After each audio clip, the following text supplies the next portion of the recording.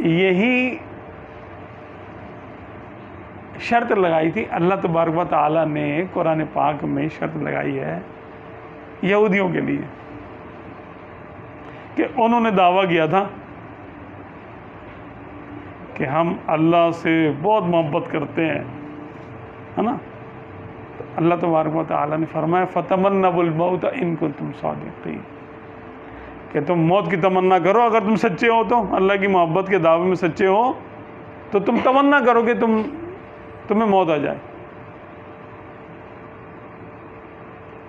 پھر آگے ارشاد فرما دیا وَلَن يَتَمَنَّوْهُ أَبَدًا بِمَا قَدَّمَتْ أَيْدِيهِمْ، اور وہ ہرگز موت کی تمنا نہیں کریں گے۔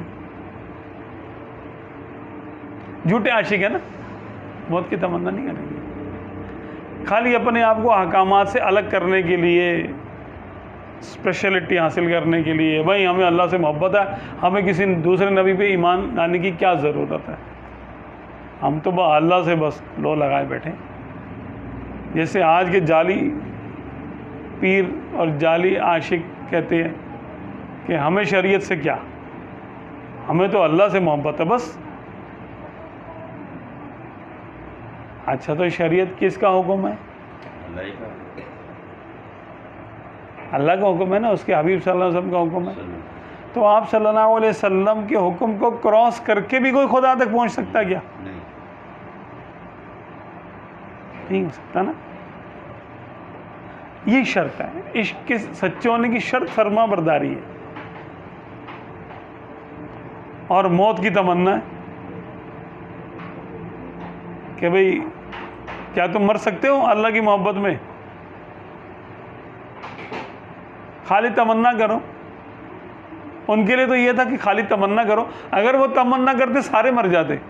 حدیث میں اس طرح وارد ہے کہ اگر وہ تمنا کرتے تو سارے مر جاتے، لیکن انہوں نے تمنا کی ہی نہیں۔ بھلا موت کی تمنا کون کرتا ہے؟ تو جھوٹ بول رہے تھے۔ تو اللہ تبارک و تعالیٰ نے محبت کی سچائی کے لیے موت کی تمنا کو شرط قرار دیا ہے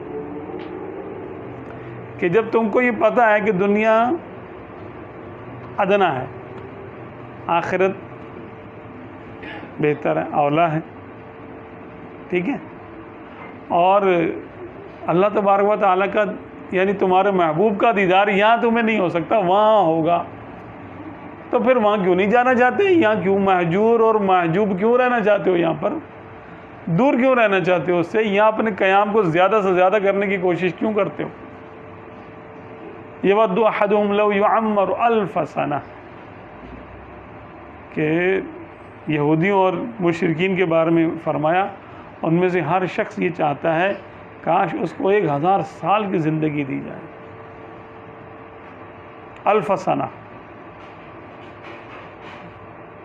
تو محبت دنیا سے تو اتنی ہے کہ دنیا میں 1000 سال زندہ رہنا چاہتے ہو، اور دعویٰ کس کا ہے؟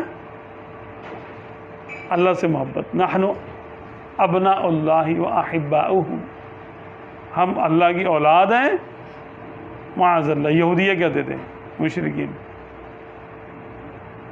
کہ ہم اللہ کی اولاد ہیں اور اس کے پیارے ہیں۔